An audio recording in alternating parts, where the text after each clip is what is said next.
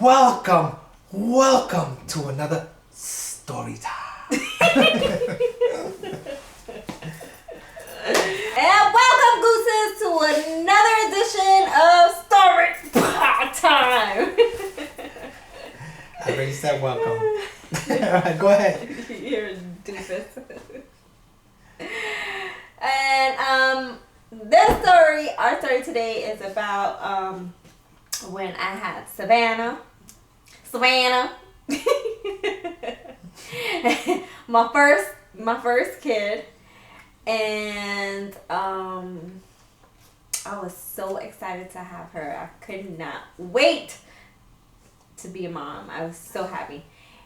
So anyway, when it was time to have her, it was like in the middle of the night and I really couldn't sleep. I kept tossing and turning. Was on the phone with a girlfriend of mine and I was like, can't sleep. She's like, oh, you'd probably be in labor. Sounds like you're in labor. And I was like, nah, I don't feel nothing.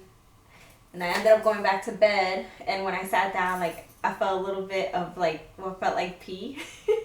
But it was actually like my water was breaking. And I was like, what? Oh my God. But like people say when your water breaks, it's like a big gush of like a water balloon pop from between your legs. That didn't happen to me. Mine was just like a little like if you sneeze and you pee a little bit, you tinkle a little bit. Yeah, that is more what it felt like. So, but it happened twice. I had two tinkles. So Jose was sleeping and I was like, I think my water broke. Or my water's breaking. And he's like, no, tomorrow. I remember saying that. Making shit up. You did say that. You was like, you gotta go now? You were saying like, you gotta go now to the hospital?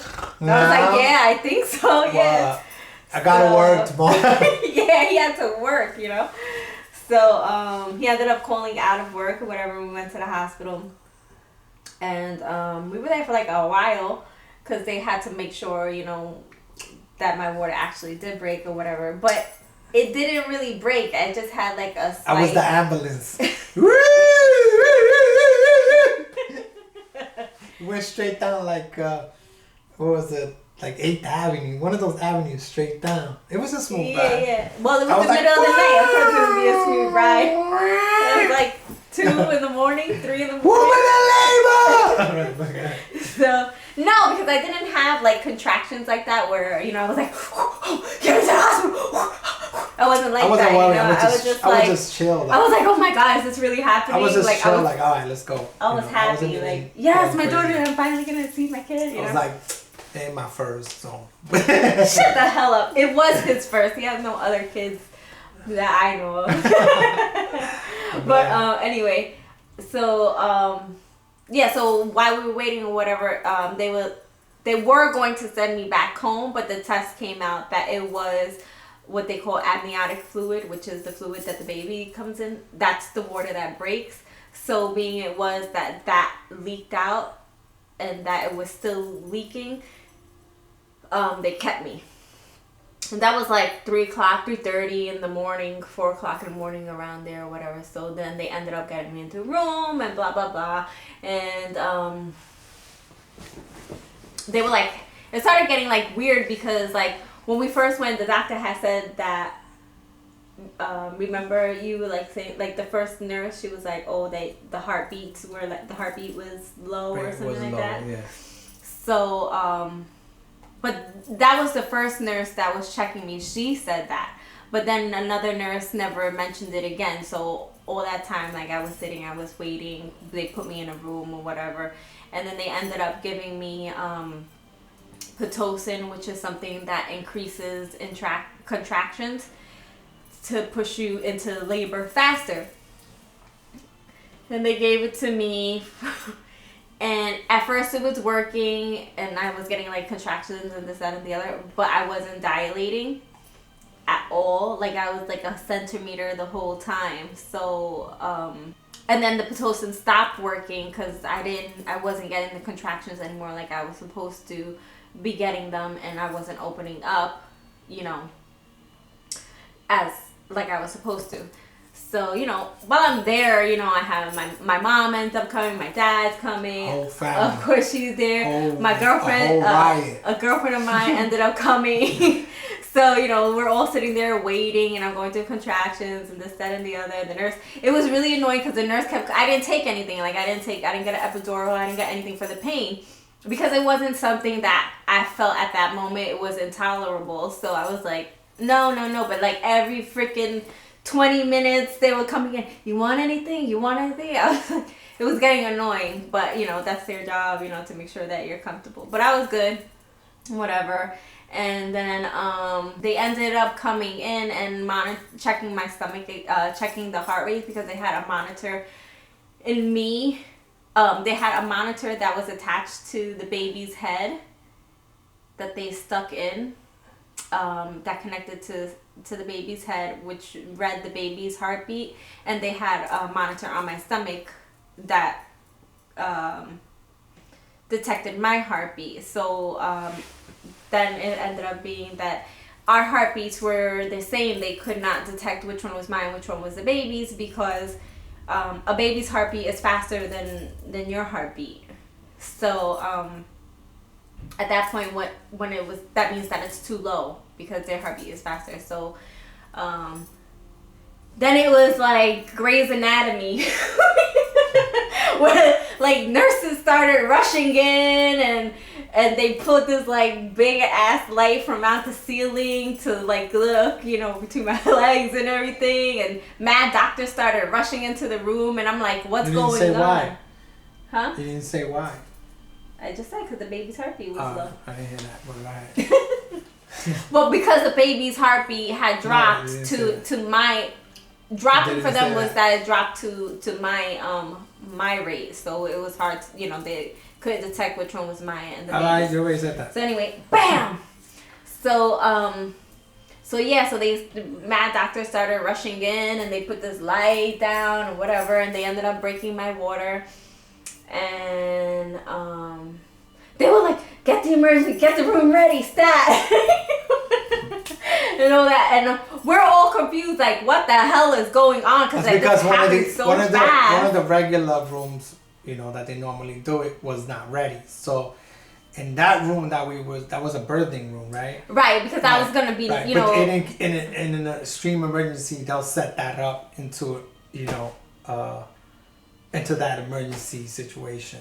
Because it was the big light coming down, electronic. Right, but they ended up moving me out of that room. Right, because they end up putting me in a surgery room. Right, because that room became available. Right, so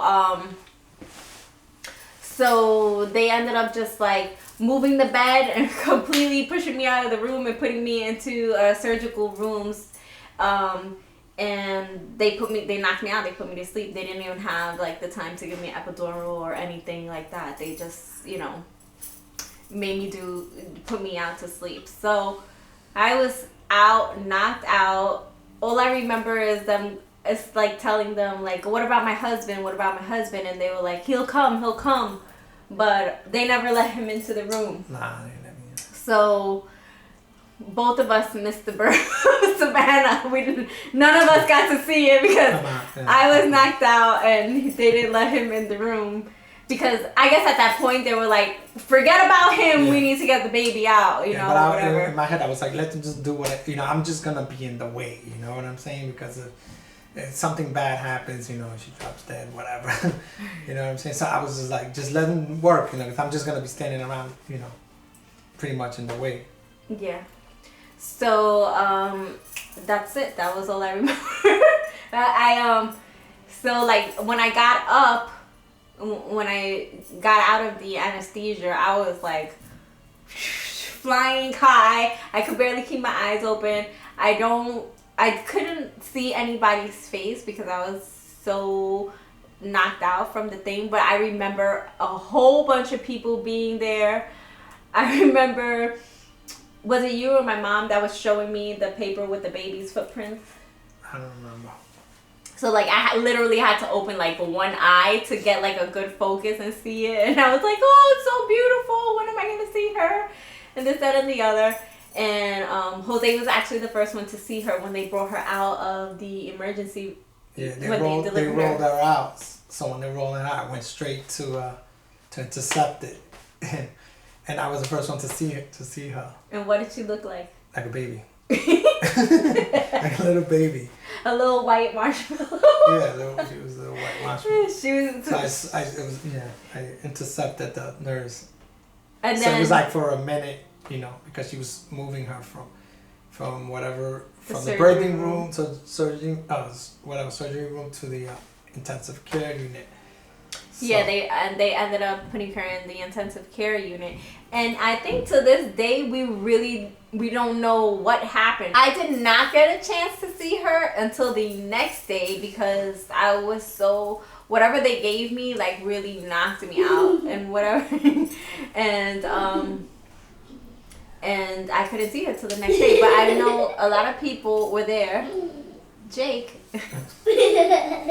I know a lot of people were there, and by voice and whatever. And then the next day I got up or whatever, and I was like, all right, I want to see my kid. Like, that's the first thing I thought of when I got up, was like, I want to see my kid or whatever.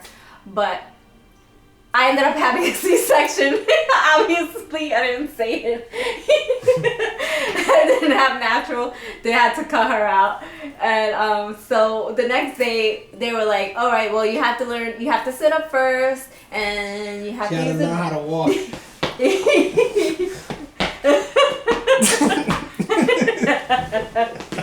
So I had to sit up and all this, that, and the other, and until I was able to sit up, I wasn't able to go see my kid. So I was like, I have to do everything that I have to do because I want to see my kid like ASAP, So I did. So you saw your kid? They held me up or whatever, and I started walking, as soon as I was able to. And within probably, I'll say like an hour after I woke up, to 2 hours after I woke up the next morning, I finally went downstairs and saw my daughter. Because she was in intensive care unit, they wouldn't allow me to have her in the room with me, like in most pregnancy cases when everything is cool, you have the baby in the room with you and this, that, and the other. So that wasn't the case with Savannah when I had her. So when I was able to, when I was up, I was like out of my room all the time because I wanted to see, I wanted to be with my kid or whatever. And like once when I was there, I didn't want any of the doctors to do anything. Like I was like, all right, it's time to feed her. I'll feed her. I want to change her pamper. Like I got this. I don't need you guys.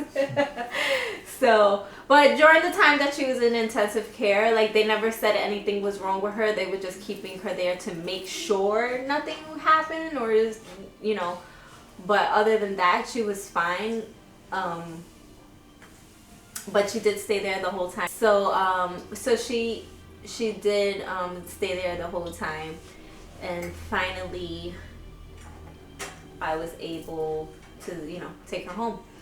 And having a C-section, I mean, I was scared to have natural birth because I was like, oh my god, my vagina is gonna be like this big. I was scared too. I was like, she's done. Is it gonna look like chapped meat, or my lips gonna be like this hanging? So it was like so much stuff going through my mind. But then, I ended up having the C-section, and the recovery from a C-section is not the greatest or the easiest. Your stomach is very sensitive, and and the cut is hurting, and this, that, and the other. But it is what it is. I had to do what I had to do, and now I'm got a belly. Nah, you didn't get belly from that. You got belly from eating. That's what No. Yes, no, you eat. No. I mean, we're not talking about whatever, eating and this and that. So then I ended up getting to take her home, and when we got home, it was just like, at that moment, like I was able to be like, oh, finally I get to have my kid and hold her, because I couldn't do it in the hospital as much, And she had like a lot of, also in the hospital, she had a lot of of those monitoring stickers on her with the wires and all that. So she was like all wired up. And but when we got home, I was able to like really enjoy her, smell her, wash her, and all this, that, and the other. And I was just like, oh my God, I can't believe I have this little alien in my house. Like, this is so strange and cool. And it was so, I remember when we got home, it was like so quiet, right? Like, we didn't turn. remember. You don't remember the day we got home? I remember I like. remember I got home, but I don't remember no quietness. Yeah, like that day that we got home, it was just like so quiet. You're talking about 13 years ago. I don't remember what I did yesterday. I remember going home that day, and I remember like, oh my God, it's just so quiet, and like we didn't have nothing on. We ended up like taking. I remember taking a nap, going to take a nap. You took a nap. I did. Damn, you remember all that? Yeah. I was snoring and everything. I don't remember that, but you know, you fell asleep, I fell asleep. Yeah, and then we both woke up. And then we both woke up, and you know, I had to play with my new toy. My daughter. And new toy? Savannah was my new toy. And yeah, that was it. And then that was it. Then I became a mom. Me? Yeah, you were next. You were next. After Savannah came you. All right, guys. So that's it, guys. I didn't talk much because I stood quiet. I mean, she knows the story more than me. You know, I was just like traumatized. He was just there. I was just there for nothing, like a zombie walking around. What am I doing? Like, huh? What was happening? The baby. All right, get out of here. Baby. I was trying to be a dad, right? What? Who's that? Me? That ain't my kid. He's talking about. Who's that? Me? My work was done already, long time ago. All right, guys. So that's it. We're gonna let you guys go, and don't forget to hit that subscribe if you haven't done so. Share if you want to, and thumbs up. Hit that thumbs up. Peace out. Latest. And don't forget to hit the bell. Hit the bell notification till you heard that. Yeah, hit that bell notification.